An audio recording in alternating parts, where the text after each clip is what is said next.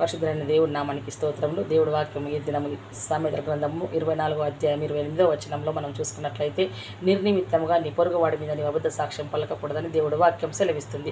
నిన్ను వారి నీ పొరుగువాడిని ప్రేమించు అని దేవుడి వాక్యం సెలవిస్తుంది. కాబట్టి దేవుడు సత్యవంతుడు, ఆయనకు అబద్ధం అంటే హేయము. కాబట్టి సత్యములో మనల్ని ప్రతిష్ఠించాడు. ఆయన వాక్యమే సత్యము.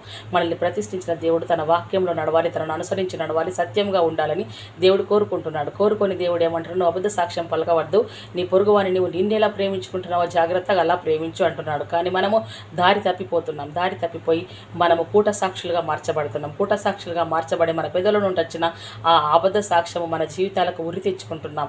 కాబట్టి మనం ఆడే ఆ అబద్ధము వారి కుటుంబాల నుంచి ఆ పొరుగువాడి కుటుంబంను నాశనం చేస్తుంది. అబద్ధం ఆడే ఆ సాక్ష్యము వారి కుటుంబంలో ఎంతనో నాశనంకు దారి తీసి నశింపజేస్తుంది. ఆ నశింపజేసిన ఆ సాక్ష్యమును పట్టుకొని నీవు అక్కడి నుంచి తిరిగి వచ్చి దేవుడి సన్నిధికి వచ్చి దేవుడి సన్నిధిలో నీవు మొర్రపెట్టి, నా బిడ్డల కొరకు దేవా నాకు ఇది ఇయ్యు అది ఇయ్యు అని ఎన్నో ఈవులను అడుగుతున్నావు, శ్రేష్టమైన ఈవులను అడుగుతున్నావు.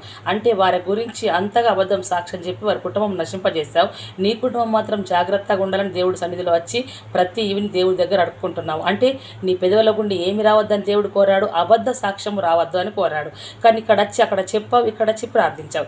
అంటే ఈ ప్రార్థన దేవుడు విని నీ పిల్లలకు అంతా సహాయం చేస్తాడని నమ్మిన నీవు అక్కడ నీవు పలికిన అబద్ధ సాక్ష్యాన్ని కూడా దేవుడు వింటున్నాడని ఎందుకు నమ్మలేవు?